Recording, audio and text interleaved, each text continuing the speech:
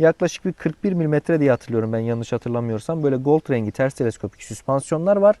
Bu süspansiyonlar da fena değil. Açıkçası ben böyle bir ayıp ettiğini, bir terbiyesizlik yaptığını görmedim yolda. Fena tutmuyor açıkçası. Şu frenlerle beraber güzel çalışıyor. Bu Jijuan kaliper anormal tutuyor. Anormal basıyor abi. Normal basmıyor yani. Brembo kaliperli motosikletleri de test ettik biz. Ben hiçbirinde şöyle bir duruş hissetmedim. Bak samimi söylüyorum. Belki de bu zamana kadar kullandığım en psikopat frenli motosiklet bu olabilir. Çift pistonlu, çift disk Jijuan ABS destekli kaliper kullanmışlar ön tarafta. Süspansiyonla beraber fena basıyor.